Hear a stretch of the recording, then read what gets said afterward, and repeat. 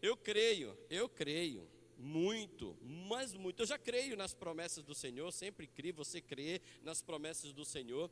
Mas as promessas do Senhor, quando elas começam a se evidenciar, elas começam a dar sinais, né, de que vão se cumprir, né, a gente vê que está perto do cumprimento das promessas do Senhor. E uma das coisas que vai se cumprir, que as coisas de Deus, as promessas de Deus estão próximas a se cumprir, é quando Deus coloca na vida da gente pessoas que são chave. Sabia disso? Pessoas que são chave, pessoas que vão nos impulsionar, pessoas que vão nos ajudar a dar destino à nossa vida. E dentre as pessoas que nós temos, uma delas, né, vamos falar aqui nesse plano, né, porque em primeiro lugar nós temos Deus, né, mas outra pessoa é você. Nós temos você aqui nesse ministério. Deus me abençoou com essa linda morena, né? E Deus tem me abençoado com amigos maravilhosos, amigos abençoados. Eu costumo dizer o seguinte, né? Que dos amigos que Deus tem colocado próximo de mim, eu sempre quero ser, literalmente, em todos os aspectos, o menor. Sabe? Eu vi uma frase, uma pessoa dizendo, né, disse assim: eu quero ser de todos os meus amigos, eu tenho certeza que eu vou ser grande se eu for o mais burro entre eles. Eu não gosto de usar essa expressão, mas eu quero ser o menos sábio. Eu quero ser o menos sábio, eu quero sentar na mesa com todo mundo que é maior e mais sábio que eu. E para mostrar para vocês que isso é verdade, quero apresentar meu amigo aqui, pastor Márcio Martins. Sobe aqui. Pode ser. Pastor sênior da Comunidade Cristã Nova Aliança de Colombo, é isso? Comunidade Cristã Nova Aliança de Colombo. Olha como esse homem é bonito.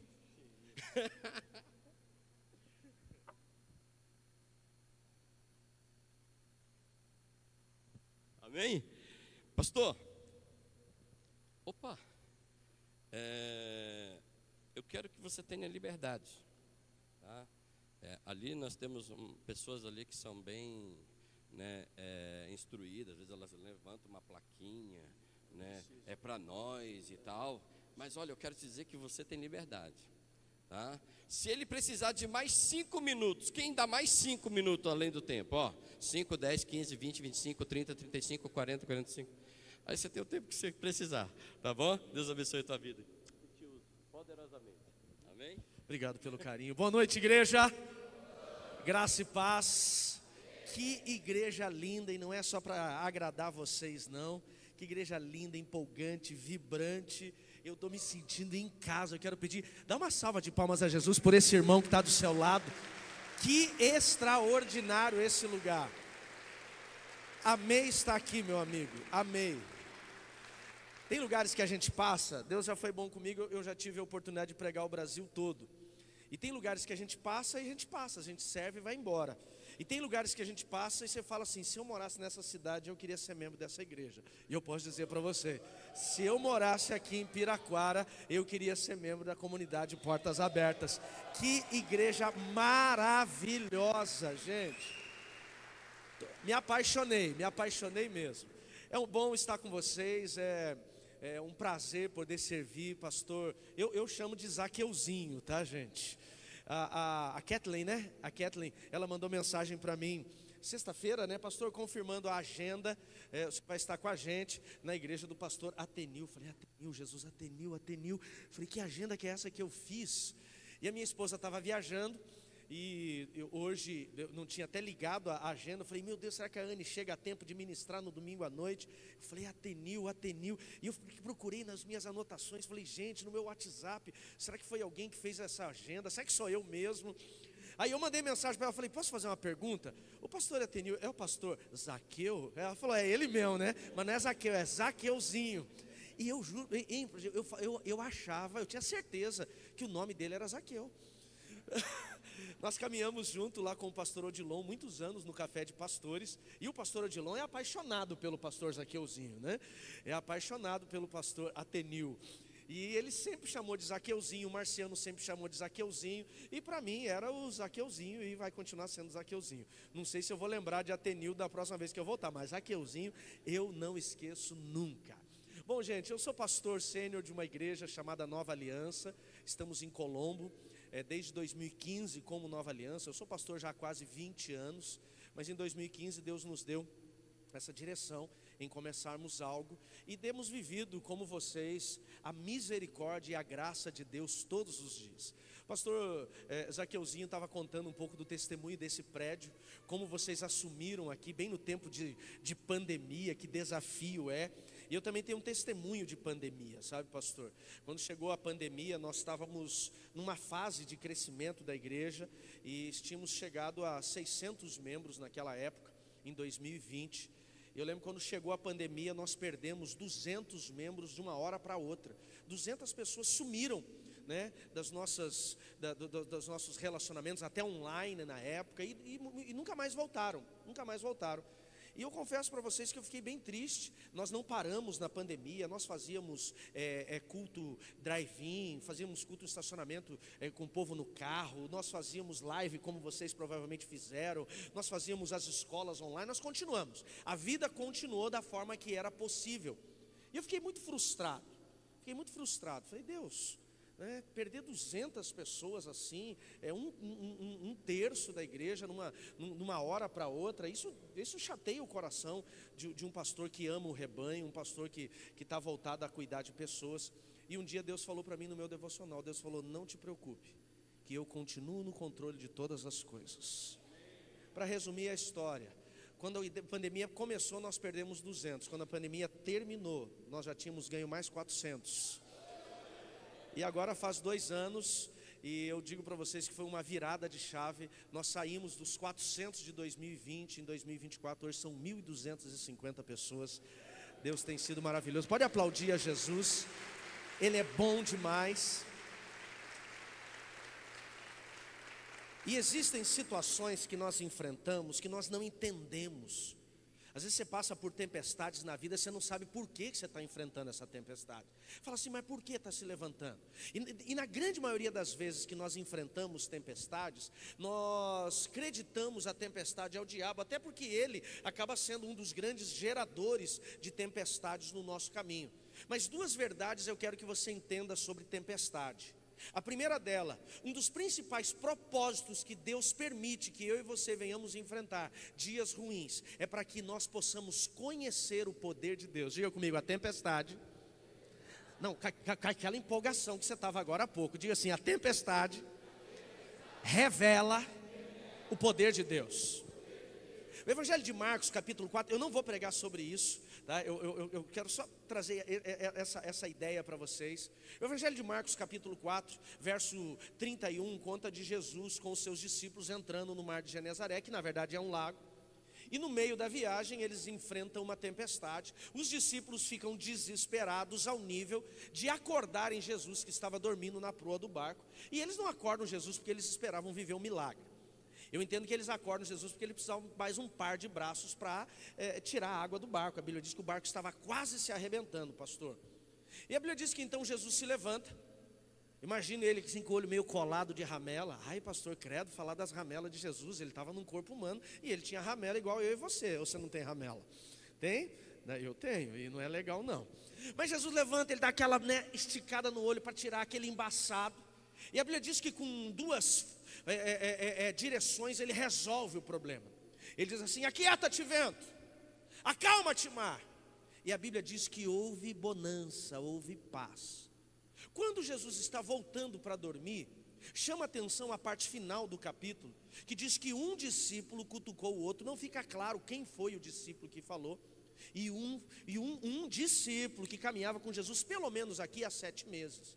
Você tem que entender que até aqui eles já tinham visto Jesus curar 10 leprosos, eles já tinham visto Jesus ressuscitar o filho da viúva de Naim. Nós tínhamos visto já alguns milagres nesses 7 meses de ministério. Eles dormiam ao lado de Jesus, acordavam ao lado de Jesus, comiam à mesa com Jesus. Ou seja, acreditamos que nesse tempo de 7 meses convivendo cotidianamente, eles já o conheciam, sim ou não? Sim ou não? Mas a Bíblia diz que depois que Jesus acalma aquela tempestade, um cutuca o outro e diz assim: quem é este, que até os ventos e os mares lhe obedecem? Eles caminhavam com Jesus há 7 meses, mas eles só conheceram Jesus no meio da tempestade. Tem situações que eu e você enfrentamos, de tempestade, não é para sermos abatidos, é para termos a revelação do poder de Deus. Uma coisa é você contar testemunho dos outros. Olha, eu estava no culto de domingo e o pastor, ele contou o testemunho de um irmão que ele estava doente e Jesus curou. Olha, eu estava no culto lá na semana, estava na célula e uma pessoa lá da célula contou de como Deus abriu a porta de um emprego. É maravilhoso você contar o testemunho dos outros, mas poderoso é quando você conta o seu testemunho. Aqueles discípulos precisaram, preste atenção, existem situações que eu e você precisamos enfrentar a tempestade, para que possamos conhecer um nível mais alto do poder de Deus em nossas vidas. Por isso, se você está enfrentando tempestade hoje, não reclame, não pare, não peça para Jesus, para tudo, eu quero descer. Não, viva o processo, viva o processo, porque é no meio da tempestade que Ele vai revelar o poder, é no meio da tempestade que Ele vai fazer o milagre, é no meio da tempestade que você vai ter experiências sobrenaturais. E também existem tempestades que são levantes malignos. Neste mesmo episódio, eu entendo que existem tempestades que são levantes malignos. Agora, por que as trevas se levantam? Já parou para pensar por que o diabo está se levantando? Gente, o diabo só se levanta quando você incomoda. Os demônios só se levantam quando você incomoda. Se você não incomoda, não tem tempestade. Então, quando eu e você enfrentamos tempestade, passamos por tempestades, tem que ser motivo de celebração, porque se é uma tempestade que Deus levantou para revelar o seu poder, você vai conhecer mais de Deus e vai ter testemunho para contar seu. Posso ouvir um amém? E se você está enfrentando tempestade que é levante maligno, isso é porque você está no caminho certo. Essa tempestade, inclusive, Jesus passa com os discípulos, eu entendo que ela foi permitida no mundo espiritual, primeiro para que Jesus se revelasse a eles, e agora eles pudessem conhecer mais do seu discipulador. Segundo, era um levante maligno. Pastor, como assim? Quando os discípulos chamam Jesus, Jesus, nos ajuda, o texto diz que Jesus se levanta, olha em direção àquele mar revolto, e tem um termo aqui que eu acho maravilhoso, que diz assim: e ele repreendeu. Quando que nós usamos, pastor, o termo repreender dentro da igreja? Quando tem o quê? Demônios. Sim ou não? Ou quando tem uma pessoa que está, sofrendo uma possessão maligna, tem uma manifestação de demônio, você passa carinho, faz carinho no demônio. Vem cá, bichinho, coisa mais linda, acalma. Você faz isso? O que você faz? Repreende em nome de Jesus. Amém, igreja? Por que Jesus vai repreender o vento? Vento tem ouvidos? Fala para mim, vento tem ouvido? Mar tem ouvido? O termo repreender, você vai entender, se você for buscar definição, significa, ele é usado para pessoas, animais, seres vivos. Por que Jesus repreende a tempestade? Se ela não tem ouvidos, se os ventos não têm ouvidos, se o mar não tem ouvido? Porque aquele episódio não era um episódio atmosférico, climático, era espiritual. E por trás daquela tempestade tinham atuações malignas. Ah, pastor, você está conjecturando. Vamos conjecturar um pouco mais contextualizado? Quando Marcos 4 termina na tempestade, Marcos 5, Jesus chega aonde? Numa cidade chamada Gadar, a cidade dos Gadarenos. E quando Jesus chega em Gadar, uma comitiva, o prefeito da cidade, os vereadores, todos os comerciantes vieram receber Jesus. Foi isso que aconteceu? Quem veio receber Jesus? Quem? Um endemoniado. E não era um endemoniadinho, era endemoniadão. É um bichão. Porque a Bíblia diz que quando eles se lançam, quando ele se lança aos pés de Jesus, perguntando: o que tenho eu contigo, filho do Deus Altíssimo? Era uma potestade. Ali, quando Jesus pergunta o nome, ele diz: o meu nome é Legião, porque somos muitos, fazendo uma alusão a uma legião de soldados romanos. Isso significa que era entre 2 a 6 mil demônios. Eram demônios territoriais, praia, divisa de território. Eles estavam protegendo aquele território. O que eu acho interessante é que a Bíblia não deixa claro. Eu estou falando muito rápido? Não, eu sou meio empolgado às vezes. Eu sou radialista, fui, né? E às vezes eu sou empolgado demais. Se eu estiver falando rápido, Kathleen, você faz assim para mim? Aí eu diminuo, tá? Voltando, onde eu estava aqui? Já me perdi. Na divisa, no território. A Bíblia não deixa claro o que Jesus vai fazer em Gadá. Nós sabemos primariamente que o propósito de Jesus era manifestar o reino de Deus, sim ou não? Segundo ponto que nós entendemos é que ele veio pregar primeiro aos seus, aos judeus. Quando ele chega em Gadá, nós não vemos ele pregando para judeu. Nós não vemos Jesus manifestando o reino, né, de uma forma mais intensa como era em outros lugares. A única coisa que Jesus faz naquele território é repreender aqueles demônios. Vamos embora! E os demônios pedem, deixa a gente entrar nos porcos. Ele deixa entrar nos porcos. Os porcos se lançam, e é uma outra mensagem ali, inclusive, se lançam lá na ribanceira e morrem. E Jesus é expulso da cidade e ele não reclama. Ele não intensifica a sua pregação, ele volta para o barco e volta para a sua rotina de pregações. Sabe o que eu entendo? Que quando Jesus ele sai lá de Cafarnaum em direção a Gadá, ele já tinha um propósito de libertar, não aquele homem, mas libertar todo um território. Diga assim comigo, ele ia fazer a obra. E todas as vezes que você se posicionar para fazer a obra de Deus, as trevas vão se levantar. Você está quietinho, você está calminho, você é músico, mas falou assim, eu estou no meu ano sabático. Tem uns músicos que estão no ano sabático faz uns 6 anos. Eu estou no ano sabático, meu irmão está no ano sabático, está tudo calminho. A hora que você se levantou e disse, eu vou para Gadá, os demônios se levantam lá no meio do mar. Quem está me entendendo, diga amém. Você está quietinho, está tudo calmo. De repente, você assume e fala, não, eu vou ser anfitrião. Vocês trabalham com célula, pastor? Você é anfitrião de célula. Ah, meu irmão, parece que a sogra começa a incomodar. Sogra, Satanás, é tudo meio... Não, brincadeira. Desculpa, eu amo a minha sogra. É só porque o povo gosta da piada com sogra. E as sogras me odeiam nessa hora. Brincadeira, sogras, eu amo vocês.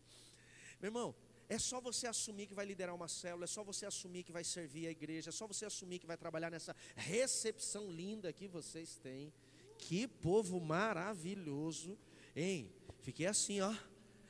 Já saí do carro anotando, tem que treinar mais meu povo para ser mais carinhoso assim. Deixa eles ouvirem, eles me matam, né? O povo é carinhoso, mas vocês são extraordinários, são demais. E quando você se posiciona, o inferno se levanta. Jesus e os discípulos não enfrentaram tempestade quando estavam em Cafarnaum, enfrentaram tempestade quando estavam indo fazer a obra.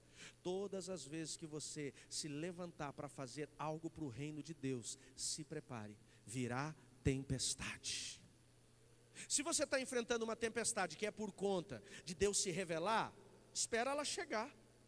Deixa Jesus agir e você vai viver um milagre. Agora, se você está enfrentando tempestade que é levante maligno para te parar, faça como Jesus fez. Repreende em nome de Jesus e os demônios irão embora. Posso ouvir um amém sobre isso? Tempestade é algo que é inerente a todos nós. Para encerrar, que eu estou só tentando falar do meu livro, e eu nem falei que é do livro ainda, mas para encerrar, o que nós precisamos entender sobre tempestade?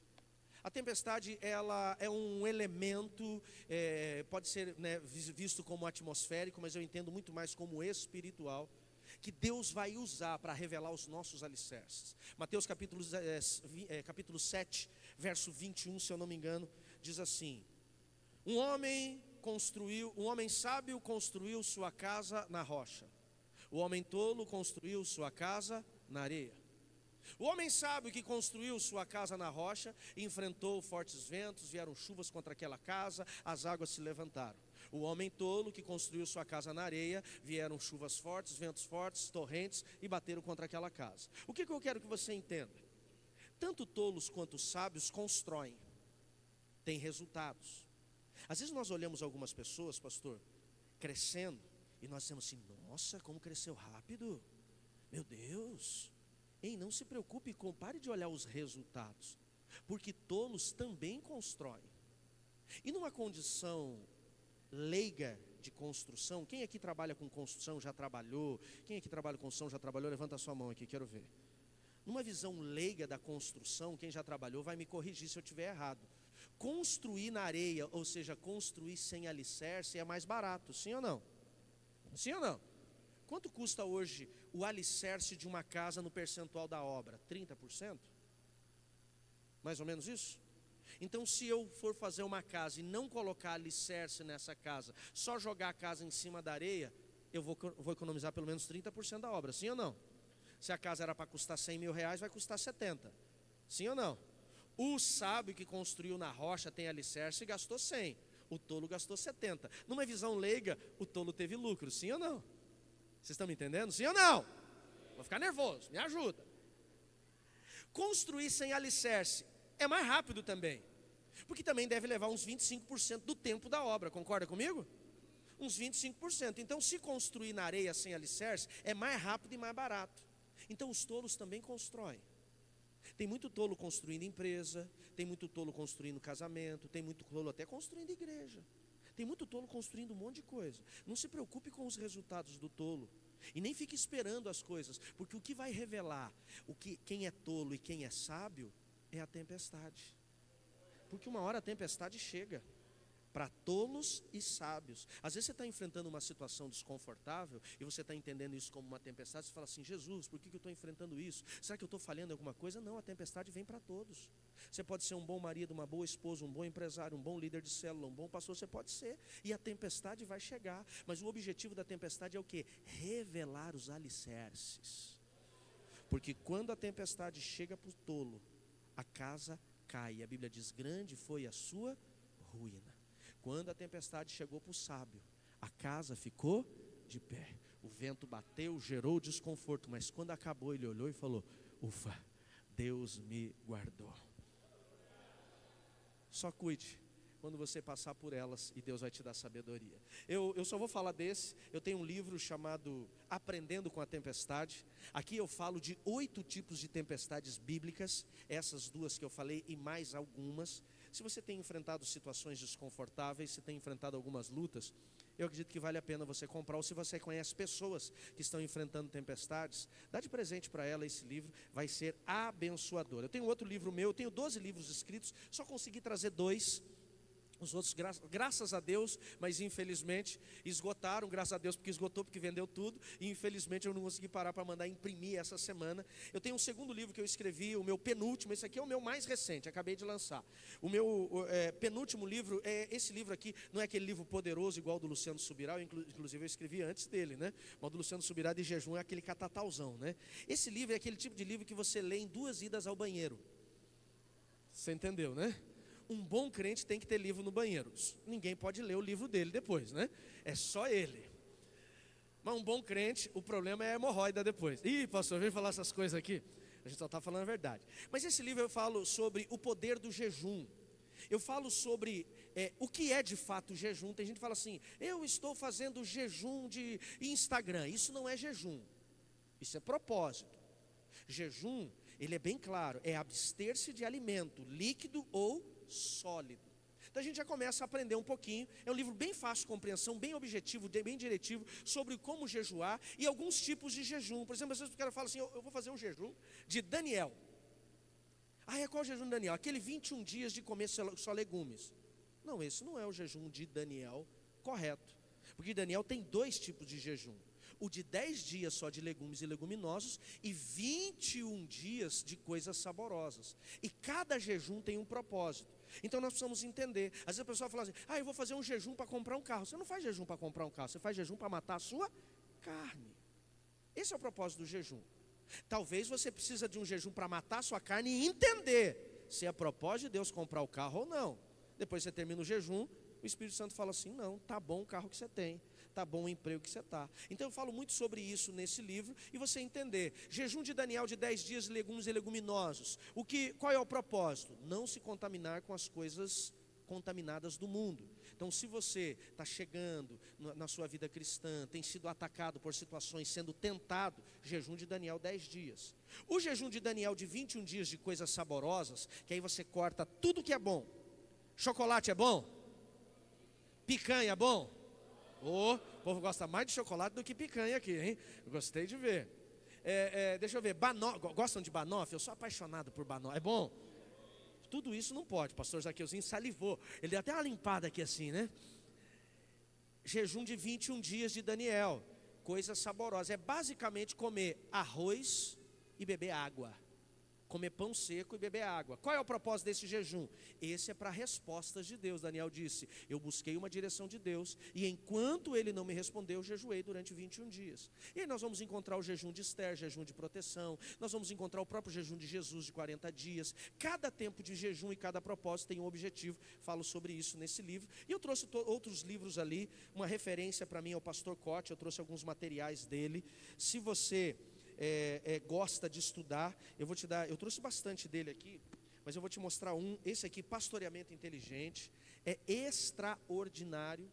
A minha história ministerial mudou com esse livro, mudou totalmente, é a base do que nós vivemos hoje como igreja, vivendo por princípios, e temos vivido esse crescimento, eu digo para vocês, pela misericórdia de Deus, que Ele nos trouxe neste livro, Pastoreamento Inteligente, cuidado com pessoas. Hoje nós temos, pastor, 12 conselheiros tempo integral na igreja, gente que fica aconselhando, cura interior, mapeamento, 8 horas por dia, são 12 pessoas.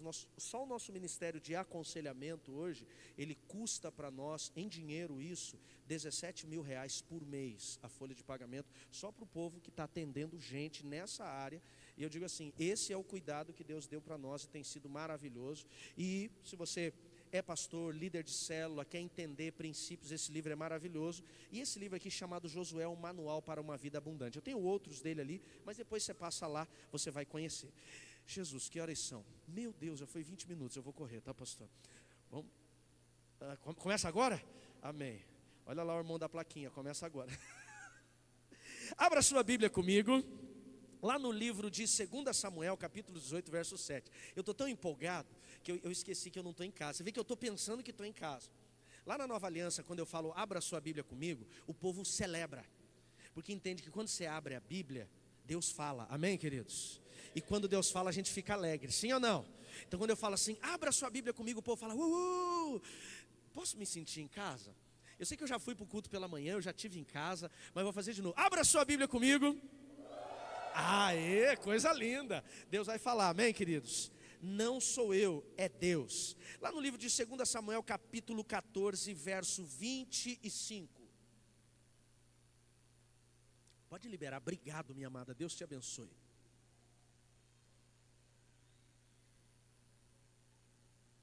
Aqui, obrigado. 2 Samuel, capítulo 14, verso 25. Diz assim: não havia nenhum homem em todo Israel tão elogiado por sua beleza como Absalão. Era perfeito da cabeça aos pés. Cortava o seu cabelo uma vez por ano por causa do seu peso. 2,4 quilos ou 2,4 gramas eram tirados do seu cabelo segundo o peso real. Tinha 3 filhos, uma filha, sua filha chamava Tamar, era muito bonita e ele era abençoado. Se você puder, feche seus olhos, curva a sua cabeça. Jesus, fala conosco nessa noite. Não o que desejamos ouvir, mas o que o Senhor deseja falar conosco. Nesse momento eu peço, Deus, que toda agitação interna da alma, toda preocupação, todo desânimo, todo cansaço, todo ceticismo, toda incredulidade sejam neutralizadas agora. Toda agitação externa, toda preocupação com o que vai acontecer amanhã, que neste momento seja neutralizado e que nós possamos apenas ouvir a sua voz. Libera o nosso coração, o nosso entendimento, que o Teu Espírito Santo possa nos conduzir exatamente para o lugar que o Senhor deseja, e que esta palavra ela seja logos para todos, mas também seja rema, individual, personalizada na vida de cada homem e cada mulher que aqui entrou. Esta é a minha oração, em o nome de Jesus, e quem concorda, diga. Quando eu estava vindo para cá, eu estava preparado para uma outra ministração. E no caminho aqui, essa avenida principal é Leopoldo Jacomel ou não? Leopoldo Jacomel. Quando eu entrei na Leopoldo, vindo ali da Maringá, o Espírito Santo me provocou sobre a mensagem que eu iria ministrar. Na verdade, eu ia ministrar sobre a tempestade mais completa. E o Espírito Santo falou, essa é a que você quer falar, mas eu não quero falar essa. E eu entrei em desespero. Falei, essa hora, Deus? Faltando 20 minutos para chegar no culto, o Senhor vai mudar a palavra? Eu falei, não faz essas coisas com a gente não. E eu parei o carro. Falei, o que Deus vai falar? Eu fiquei, na verdade, desesperado, pensando que ele ia ministrar uma nova. Eu não suporto ministrar. Não que eu não suporte, mas eu não suporto ministrar sem ter um esboço, uma base, saber o que eu vou falar, para não encher linguiça. Eu falei, Deus, o que eu vou pregar? Vou parar agora aqui? Como é que eu vou escrever alguma coisa? E eu abri meu tablet e o Espírito Santo me trouxe essa mensagem. Eu devo ter ministrado ela há 3 semanas lá em nossa igreja. E o Espírito Santo me trouxe esse tema. Eu falei, uau, amém. Eu vim lutando com o Espírito Santo, eu querendo pregar sobre tempestade e ele querendo falar sobre esse assunto. E é claro que ele venceu. Amém, queridos? Eu entendo que de alguma forma Deus quer falar o coração de alguém aqui. Quando nós vemos a história desse homem chamado Absalão, terceiro filho de Davi, seu nome Absalão significa Abba, pai, Shalom, paz. Quando ele nasce, seu pai dá o nome dele de filho da paz. Como lemos aqui, homem belo, ótima aparência, provavelmente o mais bonito de todos os filhos de Davi. Além de ser belo, o cara nasce literalmente num berço esplêndido. Ele tem tudo para dar certo na sua vida, sim ou não? Vamos avaliar os pontos positivos. Ele não nasceu no pasto como seu pai nasceu, ele nasce num palácio. Ele tem como referência na sua vida o maior herói que Israel já teve, inclusive nos dias de hoje, Davi, guerreiro, homem habilidoso na espada, perspicaz, inteligente quando se tratava de estratégias de guerra. Olha como ele tomou a cidade de Jerusalém, que se torna a cidade de Davi. Ou seja, ele tinha uma ótima referência dentro de casa. Além dele ter um cara, extremamente preparado para a batalha, o seu pai também é apresentado biblicamente como um homem segundo o coração de Deus, o salmista. Aquele que dedilhando a harpa escreve: o Senhor é o meu pastor e nele nada me falta, é Ele quem me faz deitar em verdes pastos. Aquele que habita no esconderijo do Altíssimo, a sombra do Senhor onipotente, Ele vai descansar. Bem-aventurado aquele que não anda, que não segue, que não senta na roda, na mesa, não anda junto com os pecadores zombadores. Ou seja, Davi, um cara que não só tinha uma habilidade de guerra, mas também um homem que tinha uma sensibilidade espiritual, pelo menos em alguma parte da sua vida. Quando nós olhamos a história dele como príncipe, nada lhe faltou, com certeza acesso à melhor cultura da época, os melhores ensinos da época, acesso às escrituras sagradas. Ele não era alguém que precisava ir para o tabernáculo, para o ambiente de culto, lá para Siló, para ver a Torá sendo lida. Ela era lida dentro de casa. Ele, antes de dormir, poderia ver um escriba todos os dias ministrando as escrituras, compartilhando com o seu pai, o seu próprio pai contando as histórias extraordinárias do que Deus fez através da sua vida. Eu pergunto para vocês, avaliando nesse aspecto, Salomão tinha tudo para dar certo, sim ou não? Tinha tudo para dar certo. Ele tinha tudo para ser um homem bem-sucedido. Mas como que ele encerra a sua vida? Vai comigo, por gentileza, em 2 Samuel, capítulo 18 agora, verso 7. 2 Samuel capítulo 18, verso 7. O problema não está em você começar bem, mas como você termina. E ele terminou muito mal. Ele tinha tudo para dar certo, mas deu tudo errado. Olha o que diz o verso 7 do capítulo 18. Os soldados israelitas foram derrotados pelos homens de Davi. Os israelitas aqui agora eram os que seguiam Absalão. Houve uma grande matança naquele dia, e 20.000 homens perderam a sua vida. A batalha espalhou por toda a região. Morreram mais homens no bosque do que foram mortos pela espada. Durante a batalha, Absalão deparou com alguns homens de Davi. Tentou fugir montado numa mula, mas ao passar debaixo dos galhos espessos de uma grande árvore, ficou enroscado nele pela cabeça. A mula continuou a correr e deixou-o pendurado na árvore. Um dos soldados de Davi presenciou a cena e disse a Joabe: vi Absalão pendurado numa árvore. Você viu? Perguntou Joabe. E por que não o matou ali mesmo? Ele diz ainda, eu teria recompensado com 10 peças de prata e um cinturão de guerreiro. Mas o soldado respondeu a Joabe: eu não mataria o filho do rei nem por 1000 peças de prata. Todos nós ouvimos o rei dizer ao Senhor e Abissai e Itai que por minha causa poupem o jovem Absalão. Se eu tivesse traído o rei, matado o seu filho, certamente ele ficaria sabendo, e o Senhor seria o primeiro a ficar contra mim. Não vou mais perder tempo discutindo com você, disse Joabe. Então pegou 3 dardos e atravessou com eles o peito de Absalão, quando ele ainda estava vivo, pendurado numa árvore. Em seguida, 10 jovens escudeiros de Joabe cercaram Absalão e o mataram. Então Joabe tocou a trombeta, seus homens pararam de perseguir o exército de Israel. Atiraram o corpo de Absalão numa cova profunda no bosque, sobre ela colocaram um monte de pedra, e todos os israelitas fugiram para suas casas. Começou no palácio. O nome dele, que deveria ser a sua identidade, o Pai da Paz, terminou em uma cova, no meio do mato, amontoado de pedras, com o seu nome hoje marcado por um nome de vergonha. O que fez ele chegar nesse ponto? O que fez Absalão passar e levar pessoas com ele à derrota e à morte? Porque é sobre isso que eu quero falar com você hoje. Como nos livrarmos do caminho de derrota e o caminho de morte. Como sairmos do lugar de perdermos, um lugar de sermos envergonhados, humilhados, derrotados e de morte. Como não vivemos a derrota espiritual, a derrota financeira, a derrota conjugal. Como não vivemos a morte financeira, profissional, ministerial e espiritual. Absalão, ele fez tudo o que não deveria fazer, por isso ele chegou nesse lugar. E o pior, que ele foi tão maligno, que ele não é derrotado sozinho e não morre sozinho, pastor. Ele leva com ele 20.000 homens para a morte. Ele leva metade da nação de Israel para a derrota. Porque quem segue o caminho errado ou vai ser derrotado e vai morrer também, infelizmente. Então como que eu posso sair desse caminho, desse trilho de derrota? Como que eu posso sair desse trilho de morte? Quais foram os erros que Absalão cometeu que o levaram a esse lugar? A primeira lição, e se você gosta de anotar, eu vi um monte de gente com caderno, eu amo isso.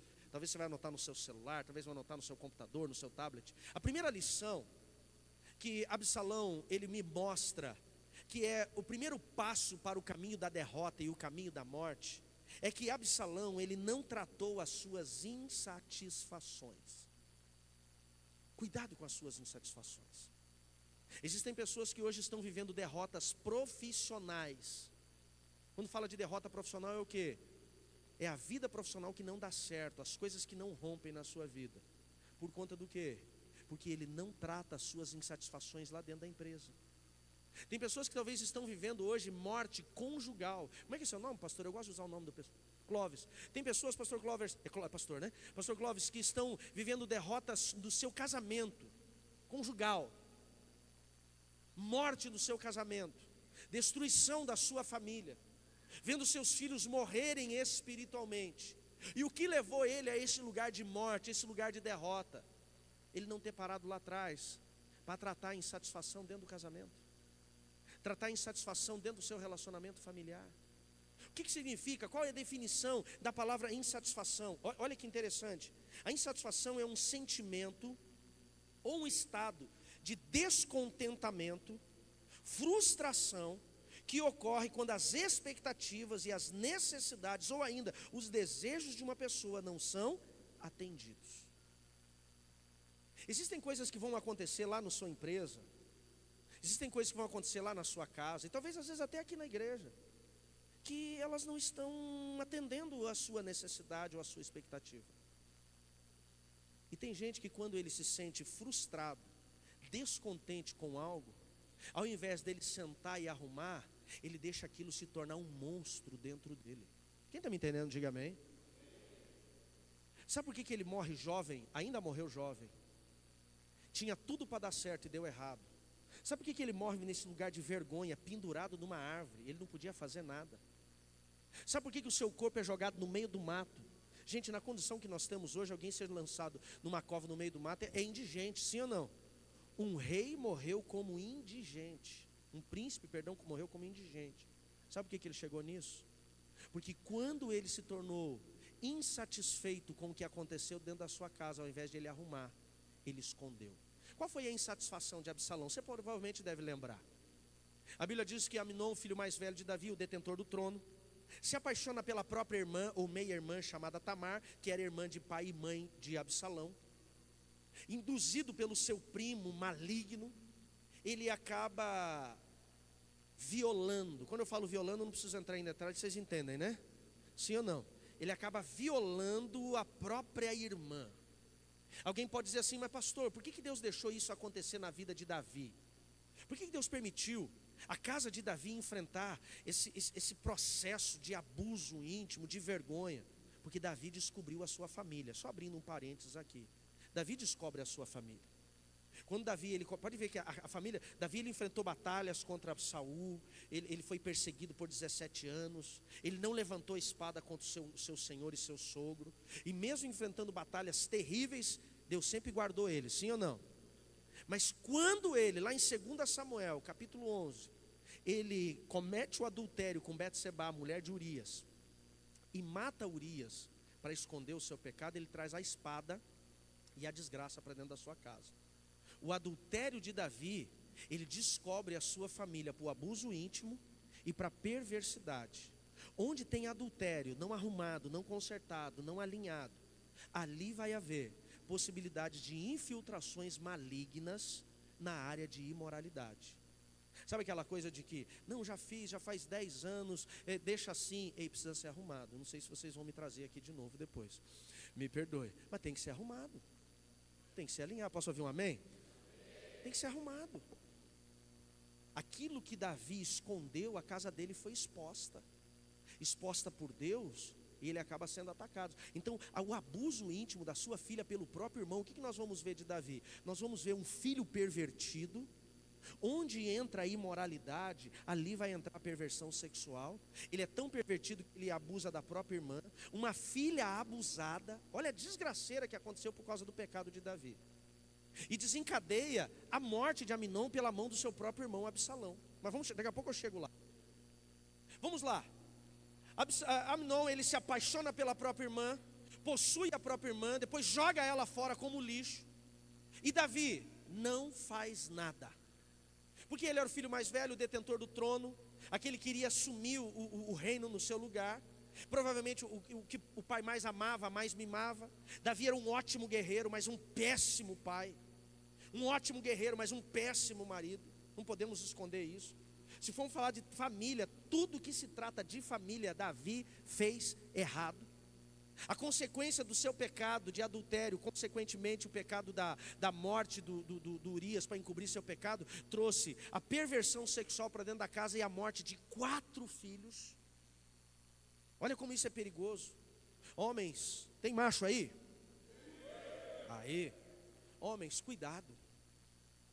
Nós estamos, vou me colocar no conjunto para não deixar você sozinho. Nós homens, as mulheres também, mas os homens mais, nós estamos sendo atacados constantemente pelo espírito de imoralidade e sensualidade.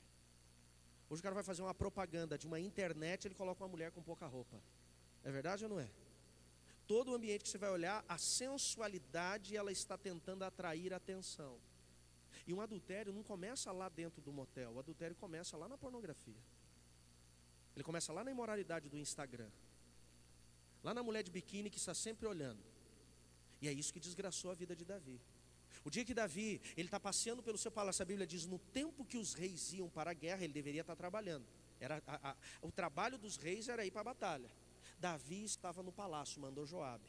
Numa tarde, olha a ociosidade, ele levantou. Meu irmão, quem levanta à tarde estava fazendo o quê? Dormindo. Não é? Uma tarde ele está dormindo, levanta, vou dar uma passeada. Dá uma passeada no terraço do palácio. De repente ele olha e fala, que isso? Tinha uma irmã, não era tão irmã não, era meio prima eu acho, tomando banho no terraço do rei. Meu irmão, a pombagira estava girando, parecia peão da casa própria. Vocês lembram disso? Rodando, rodando, rodando, rodando, rodando, rodando. O que ele deveria ter feito? Ei, você não pode, preste atenção nisso, proibir do passarinho voar em cima da sua cabeça, mas você consegue proibir ele de fazer o ninho. Sim ou não? Meu irmão, passou, viu, toca para frente. Mas ele parou e falou, mandou perguntar, quem é a bonita? O servo que traz a informação diz assim, é Betseba, filha, eu lembro, Eliã, esposa de Urias, casada, rei. ele poderia ter qualquer donzela do reino, mas ele foi tentado por aquela que ele não poderia ter. Agora pare e avalie comigo. Se quando ele parou e viu aquela mulher se banhando, foi tentado, ele passasse um filme na cabeça dele: o que você está fazendo vai fazer com que tua filha seja abusada intimamente pelo teu filho, e 4 filhos vão morrer. 4 morreram por causa daquilo: o bebê do adultério, Aminon, Absalão e Adonias. E a desgraça nunca mais se apartou da casa de Davi. Eu pergunto, valeu o custo? Valeu o custo? Não. Por isso, quando você estiver sendo tentado pelas Betsebás da vida, seja na janela da casa ou na janela do celular, essa conversa devia ser um outro dia, né? Desculpa, eu entrei no lugar errado, perdão. Vocês me perdoam? Posso só terminar isso? Posso terminar? Por isso, quando você for tentado, pare e avalie: será que continuar olhando isso daqui não vai trazer abuso para dentro da minha casa? Eu trabalho com aconselhamento todos os dias. Eu tenho mais de 30 mil aconselhamentos na minha caminhada pastoral. Eu amo atender gente, é a minha praia. Eu amo pregar e atender gente. Todos os dias eu aconselho. Hoje eu diminui um pouco a minha agenda. Tinha uma época, pastor, que eu atendia 10 pessoas por dia. Parecia clínica do SUS. E é claro que eu desenvolvi várias patologias de estresse. Então hoje diminui. Hoje meu atendimento é 4 pessoas por dia, de segunda a sexta-feira. Todo culto de domingo eu atendo uns 4 de manhã e uns 4 à noite no mínimo, depois do culto. Virou rotina isso. E foi uma coisa que eu deixei. Hoje eu sei que faz mal para a minha saúde, mas não consigo mudar essa rotina. Mas vamos voltar lá. Eu tenho mais de 30 mil aconselhamentos. De cada 10 pessoas que entram na minha sala para conversar hoje, 6 delas passaram por algum tipo de molestação ou abuso íntimo. De cada 10, 6. Esse é um número assustador. Desses 6, de cada 6, homens e mulheres que passaram por abuso íntimo, no mínimo 4 são filhos de pais adúlteros. O adultério descobre a nossa casa para a imoralidade. Esses dias eu conversava com um homem e ele dizia assim: pastor, eu entrei num ciclo. Como é que eu vou falar isso? Para não ser ofensivo para os menores. Aí quando fala isso, é que externa. Eu falei: pastor, eu entrei num ciclo de imoralidade adulta. Você consegue? Literatura adulta, consegue entender? Eu entrei num ciclo assim insano que todas as noites eu estava viciado nessa desgraça. E eu comecei a ir tão profundo, porque um abismo, a Bíblia diz, leva para outro abismo. E eu cheguei a uma literatura adulta homossexual. Homem casado, 3 filhos. E ele falou: para poder esconder o meu vício da minha esposa, e ela já desconfiava, o que eu fazia? Eu ia trabalhar de madrugada no computador. Esses eram os gatilhos dele. E minha esposa ficava me incomodando: de madrugada, o que você está fazendo aí? Eu levava um dos meus filhos para dormir comigo, lá no sofá. Colocava ele deitado no sofá, e eu trabalhava até ela dormir. Quando ela dormia, eu entrava. E um dia eu estava nesse nível, pastor, profundo. E quando eu estou assistindo aquela desgraceira, eu ouvi uma voz no meu ouvido que diz assim: o que você está assistindo aí, eu vou fazer com o teu filho que está deitado do teu lado. Diante de Deus eu estou falando isso para vocês. Foi quando ele teve coragem de me procurar e falou assim: me ajuda, eu preciso sair deste lugar. Descobre a casa. Davi descobriu a casa dele para a imoralidade. Davi destruiu a casa dele para a perversão. Davi descobriu a casa dele para a morte. A morte de Absalão foi só mais uma consequência do pecado de Davi. Agora o problema não está no que fizeram com você, o problema é o que você faz com o que fizeram para você. Quem está me entendendo, diga amém. O problema não está só na ferida que geraram, só no abuso que geraram, não está só no abandono que geraram, o problema é que você gera com aquilo. Quando a irmã de Absalão, gerou todo esse processo pelo próprio irmão e o pai não fez nada, o que entrou no coração de Absalão? Insatisfação com o pai. E o que ele deveria ter feito? Sentado e resolvido, mas não resolveu. Cuidado quando você não senta para resolver as insatisfações com o seu marido. Cuidado quando você não senta para resolver as insatisfações com seus pais. Cuidado quando você não senta para resolver a insatisfação com o seu patrão. Cuidado quando você não senta para resolver as suas insatisfações. A insatisfação tem sido um dos principais sentimentos. Pode ver aqui, a definição diz: insatisfação é um sentimento. O que é sentimento? Vem da alma. Não fica colocando culpa no diabo das suas insatisfações. Não existe espírito de insatisfação, existe espírito de rebelião. Insatisfação é a coisa que nós deixamos nascer aqui. E por que deixamos nascer? Porque não resolvemos. Jesus um dia chama os seus discípulos e ele ensina algo tão curto e tão poderoso sobre relacionamentos. Ele diz assim: se teu irmão pecar contra ti, senta e repreende. Agora, esse repreende aqui não é a mesma palavra no grego que nós encontramos lá em Marcos 4, que é repreender a tempestade. Quando ele diz, se teu irmão pecar contra ti, senta e repreende, ele diz assim: senta e conversa. Zaqueuzinho agora como meu amigo, não como pastor, falou comigo: Zaqueu, vamos conversar? Tem um negócio brotando aqui dentro, está me deixando amargurado. Não deixa isso virar um monstro na sua vida. Tem pessoas que estão sofrendo de situações que foram geradas e talvez quem gerou nem sabe que gerou. Esses tempos eu chego na igreja e eu chego sempre na agita. Eu não sei se vocês notaram, mas eu sou meio 220, sou meio elétrico demais. E por conta disso, pra vocês terem uma ideia, eu tenho 4 funções hoje. Eu tenho 2 empresas, que eu trabalho de manhã nas minhas empresas.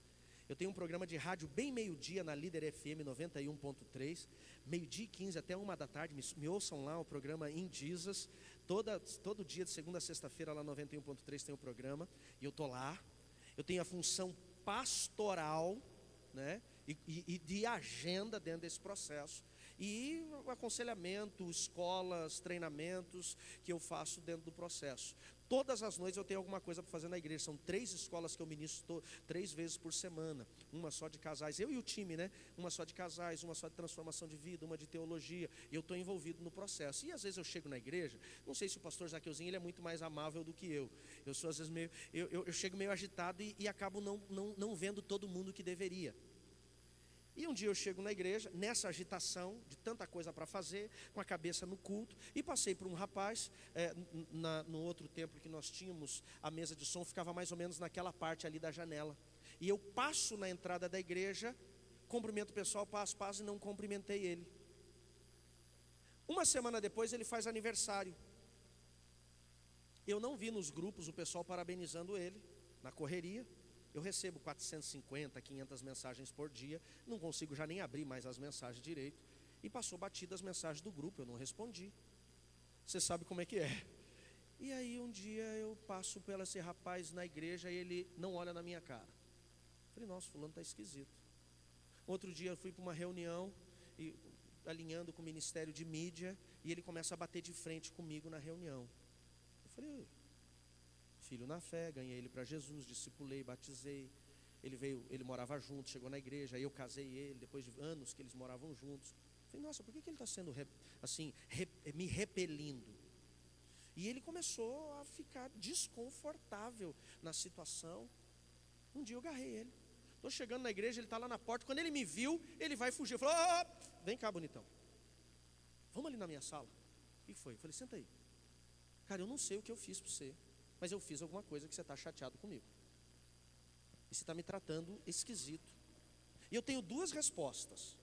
Ou eu te trato igual você me trata, chama-se reação, e logo, logo, eu vou perder você. Ou a gente senta e conversa. E eu lembro que eu fiz isso aqui para ele. Falei, cara, eu não sei o que eu fiz, mas me perdoa. Eu joelhei. Ele, não, que é isso, pastor? Eu falei, não, estou te pedindo perdão. Eu não quero amargurar o seu coração. Ele, não, está tudo bem. Eu falei, não tá, não esconde. Você está esquisito, você nunca foi desse jeito.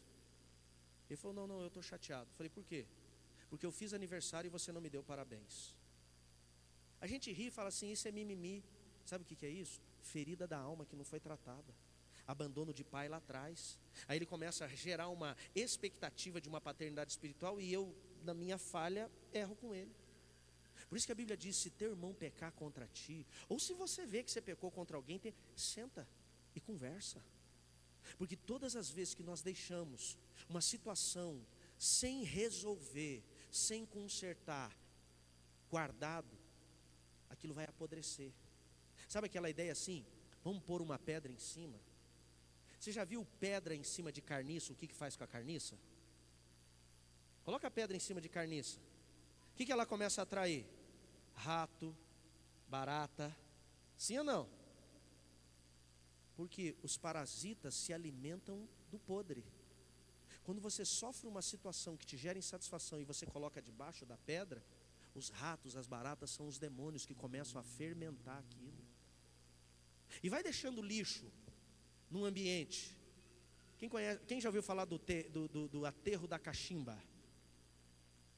Você sabia que o aterro da cachimba é o lugar mais inflamável que nós temos na grande Curitiba? Porque onde tem lixo que foi enterrado, então põe o lixo, depois vem, joga a terra, por isso aterro. Tem lixo, põe terra. Tem lixo, põe terra. O que o lixo vai virando? Gás metano, altamente explosivo.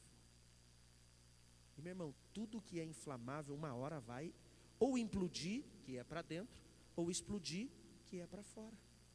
Por que tem casamento que às vezes o pastor Zaqueuzinho vê que está tudo bonito, de repente dá uma crise, pautora, a mulher fala, não quero mais esse homem na minha vida. Você fala, mas estava tudo bem.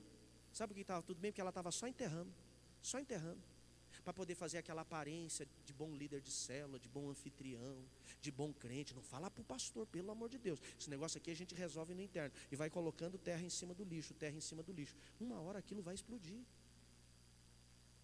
Ou você explode, ou você implode. Tem gente que explode no casamento. Não quero mais saber, explode na empresa. Manda todo mundo para o quinto, para o sexto e para o sétimo. E tem gente que implode. Qual que é a diferença de explodir para implodir? A explosão é para fora, a implosão é para dentro. E às vezes o cara implode e desenvolve doenças mentais, depressão, ansiedade, síndrome do pânico. Por quê? Porque não resolveu. Se Absalão tivesse sentado com o pai, falado assim, pai, você não podia ter feito isso com Tamar. Você não podia ter deixado passar batido, você não for nem lá conversar com ela. Ai, mas parece que é rebelião falar, meu irmão. Rebelião é falar para os outros. É verdade ou não é? Rebelião é falar para os outros. Ele falar para o pai não é rebelião, não. É alinhar relacionamento. Rebelião no casamento é você falar do seu marido para sua amiga. Sentar com ele e falar, bonitão, senta aqui. Enquanto você não... porque o homem não gosta de conversar. Dorme de calça jeans uma semana para ver se ele não conversa. Vocês entenderam, né? 2 calça jeans. Os irmãos me olharam com a cara e falaram, pastor, não dá ideia. Duvido que ele não sente para conversar. Senta e resolve. Senta e alinha. Entenda, repreender, que Jesus diz, não é discussão. Discussão não resolve nada. Quando você vai tentar resolver seus problemas, relacionamentos no casamento, com discussão dá ruim. Porque enquanto ela está falando um negócio para ele já está pensando uma coisa mais dolorosa para falar para ela. Ele nem prestou atenção. E aí, quando ele fala, e ela está sentindo, agora esse desgraçado vai ver, ela está procurando uma coisa mais pesada. E mulher é boa de argumento, meu irmão. Ela não é, mulher é boa de argumento. Ela, quando é para machucar, ela machuca. Ela sabe o que vai falar para ferir mesmo. Não adianta. Se você subir num telhado, para arrumar o telhado no dia da chuva, o que isso pode acontecer? Você vai cair. Tem muita gente querendo arrumar o telhado do seu casamento só quando está na tempestade. Quando que você arruma telhado? Dia de sol, igual hoje. Dia de sol, aquele dia bonito. Aí você fala assim, vamos arrumar o nosso telhado? Pega o martelo, pega o prego, as telhas, e fala, vamos sentar para conversar. Ai pastor, mas daí o dia de sol vai virar tempestade. Só vira tempestade se você não souber alinhar. Quem está me entendendo, diga amém.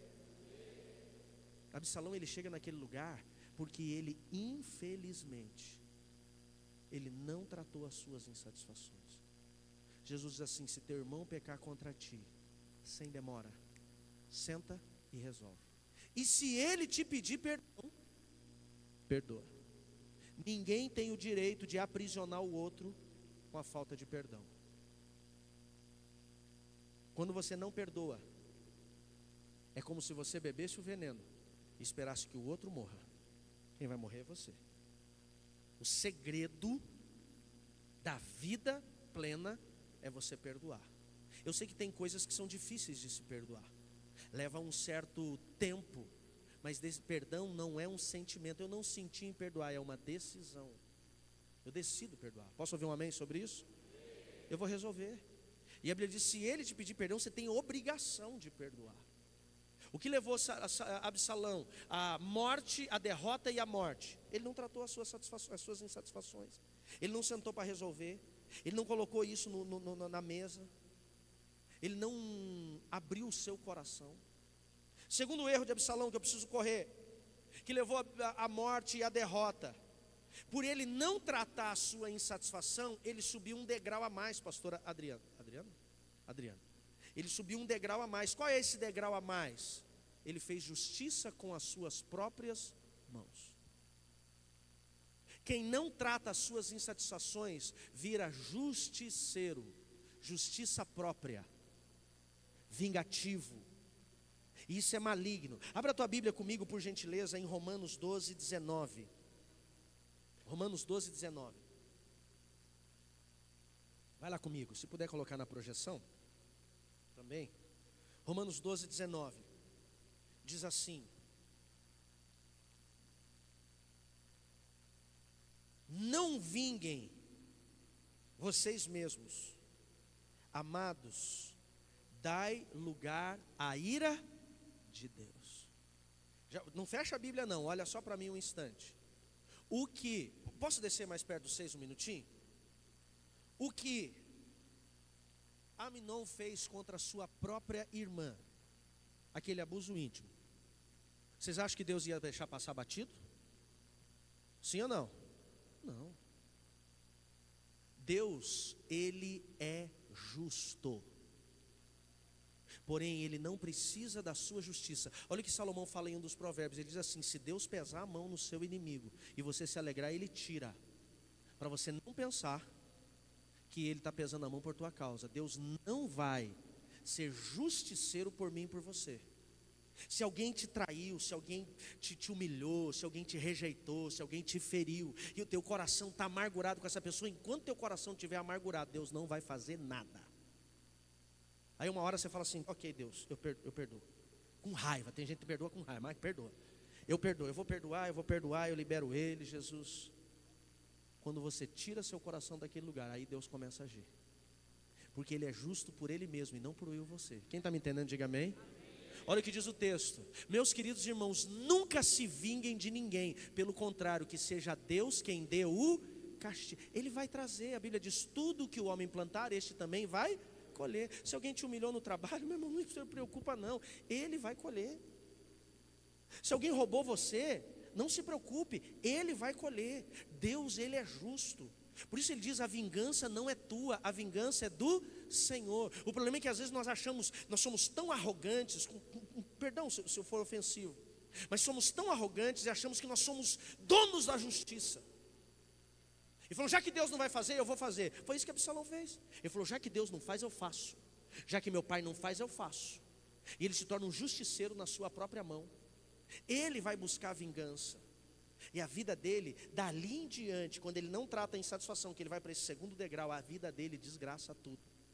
Diz que ele faz uma festa, arma todo um processo e diz assim: pai, eu vou fazer uma festa dos tosquiadores lá na minha casa, da tosquia, das ovelhas, como se fosse uma divisão de PLR. E ele falou: eu gostaria de convidar o senhor e os meus irmãos para ir. Ele sabia que o pai não ia. O pai falou: não, serei pesado, vou ter que levar a guarda real, levar meus conselheiros. Ele falou: então faz o seguinte, pai, manda meus irmãos, inclusive a Aminon. O pai, sabendo do problema, eles acham que não é uma boa ideia. Ele falou: não, pai, deixa. O pai libera. Quando Aminon chega na casa de Absalão, na festa de Absalão, ele diz para os seus empregados: encham a cara dele até ele ficar bêbado, e quando ele estiver embriagado, podem matá-lo. E ele faz a justiça com as suas próprias mãos. Agora ele traz morte para dentro da sua casa. E agora ele arrebentou tudo que ele não poderia ter arrebentado. Quem está me entendendo, diga amém. Cuidado com a vingança. Cuidado com a justiça própria. Cuidado com o seu coração amargurado. Cuidado quando você quer fazer do seu jeito. Mateus 5, 38 e 39 diz assim: vocês ouviram isto, olho por olho, dente por dente. Jesus diz: porém, eu digo a vocês, não resistam ao homem mau. Estão me perseguindo, não resista. Estão puxando o meu tapete, não resista.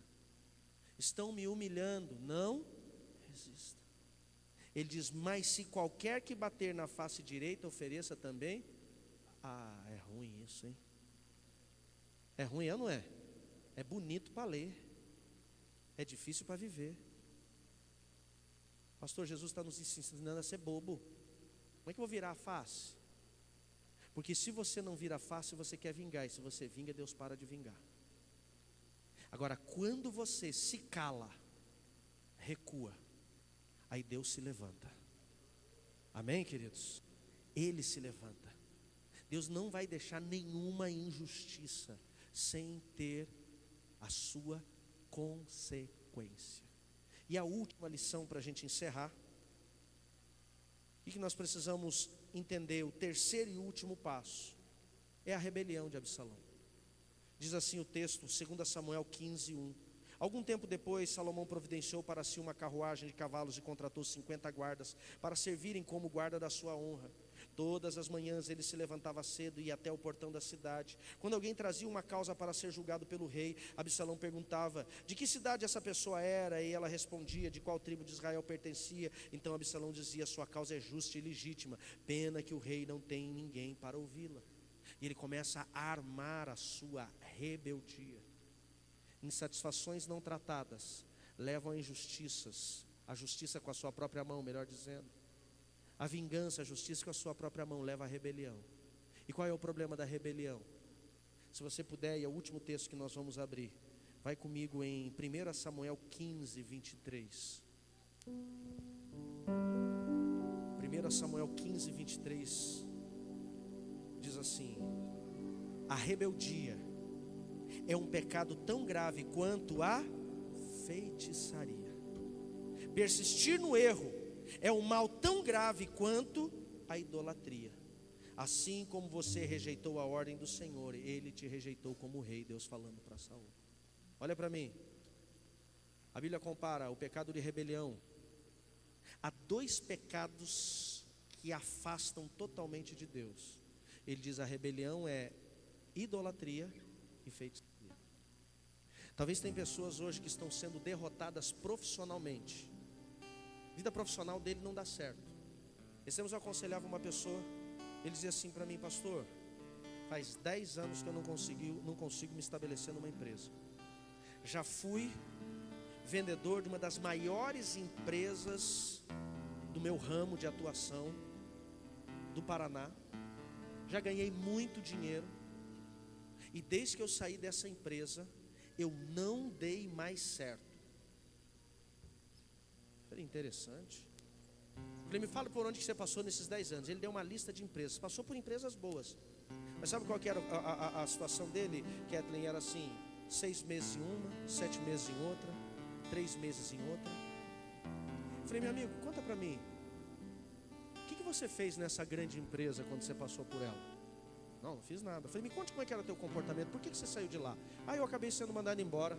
Falei, foi mandado embora por quê? Não, porque eu bati de frente com um gestor meu. Que tipo que você bateu de frente? Ele começou a fazer umas coisas, eu comecei a ficar indignado e eu comecei a me rebelar contra ele. Quando ele falou isso, caiu a ficha. Falei, meu irmão, a rebelião de Absalão levou ele à morte, à derrota e à morte. Tem gente que está matando a sua vida profissional porque ele foi rebelde numa empresa que ele nunca voltou para arrumar. Quem está me entendendo, diga amém.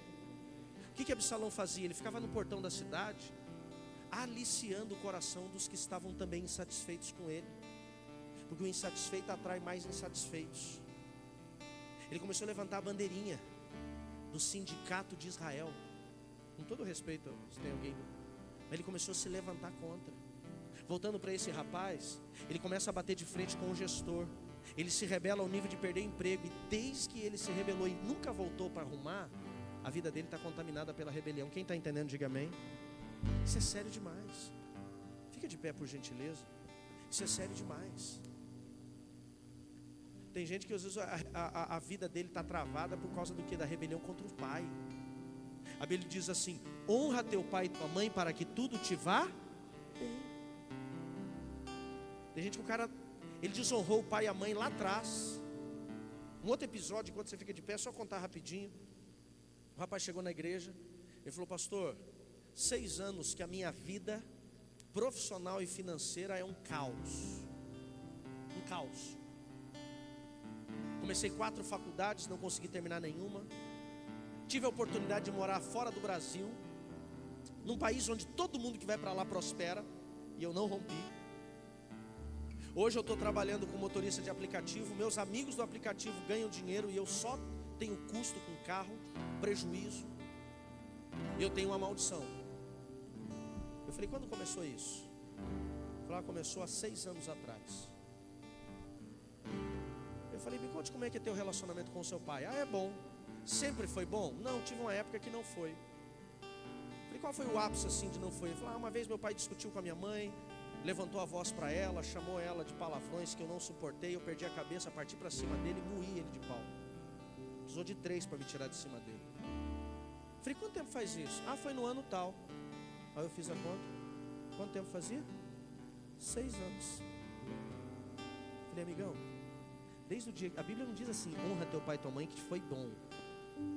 A Bíblia diz, honra teu pai e tua mãe, para que tudo te vá bem. A partir do momento em que você espancou o seu pai, depois resolveram, conversam, tudo bem, mas ele nunca voltou lá para arrumar. Eu falei, você já pediu perdão, já honrou ele, lavou os pés dele, deu um presente? Ele falou, não pastor, esse assunto é um tabu dentro de casa. Eu falei, enquanto você não resolver, sua vida não rompe. Rebelião. Isso é sério, sim ou não? A insatisfação, justiça própria e a rebeldia levam à derrota e à morte. É sério demais. Feche seus olhos, curve sua cabeça. Eu quero orar com você. Quero orar com você. Vocês conseguem apagar as luzes? Isso ajudaria bastante. Eu não sei o que Deus possa ter ministrado a você. Eu não acredito que nesse auditório nós tenhamos absalões, homens e mulheres que estão com seu coração contaminado, ao nível de derrubar o gerente da empresa, ao nível de destruírem o relacionamento de liderança.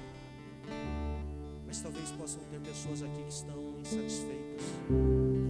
Talvez tenha pessoas aqui com um sentimento de vingança, gente com justiça própria gritando. Talvez tenha pessoas aqui que já viveram a rebelião lá atrás e por conta disso vivem consequências.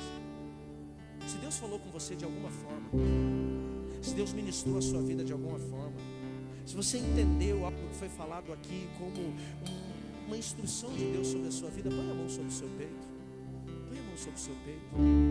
Só você que Deus falou, põe a mão sobre o seu peito. Eu quero orar com você. Senhor Jesus, eu oro pela sua igreja, te agradecendo por tudo aquilo que o Senhor já fez nesse lugar. Nós temos um ambiente seguros pela tua verdade, seguros pelos teus princípios, seguros pelos teus anjos. E aqui encontram homens e mulheres que depois de ouvirem a sua voz, eles se identificam com aquilo que foi ministrado. Talvez tem pessoas aqui, Deus, insatisfeitas em alguma área da sua vida, e para não se mostrarem rebeldes, elas esconderam. Para não se mostrarem agressivas, elas colocaram uma pedra em cima. E talvez a insatisfação da sua alma está apodrecendo o seu interior. Deus, prepara um momento para que haja consertos. Prepara um momento para que eles possam alinhar a sua vida dentro do casamento, dentro da empresa, da sua caminhada em todas as áreas da sua vida. Que toda ação maligna que está usando como artimanha o ataque das trevas por esta insatisfação perca força agora, em o nome de Jesus. Em nome de Jesus, todo engano maligno que vem nos ouvidos deles, dizendo, é desse jeito, se afasta, fala, se levanta, em nome de Jesus, todo engano das trevas caiam por terra agora, sejam neutralizados agora. Talvez tem pessoas aqui, Senhor, que já estão agindo com justiça própria, estão maquinando a justiça própria, estão pleiteando fazer do seu jeito, porque não conseguem ver quem deveria fazer não fez, como Davi com Absalão. Talvez tem pessoas, Deus, que estão olhando até para o Senhor e achando que a sua justiça está demorando para se manifestar, estão se achando maiores do que o Senhor. Perdoa, Jesus, perdoa-os, e que a sua misericórdia nesta noite possa nos levar a um lugar de transformação e restauração. E se tem gente que já entrou nessa fase, Deus, da rebelião, se tem pessoas que já entrou nesse lugar de Absalão, levantando-se nos cantos, ainda dá tempo de parar. Ninguém aqui quer trilhar o caminho da morte e o caminho da derrota. Ninguém quer ver seu casamento morrendo, sua família sendo destruída, sendo derrotados na sua caminhada. Por isso clamamos pela sua misericórdia, que é não recebermos o mal que merecemos. Por isso clamamos pela sua graça, que é recebermos o bem que não merecemos. E que o teu favor nos acompanhe em tudo aquilo que fizermos. É a minha oração, em o nome de Jesus. E se você concorda, diga. Com os olhos fechados ainda, toda a igreja põe a mão no seu peito. Você pode fazer uma oração comigo? Diga assim: Espírito Santo de Deus, se existe aqui em mim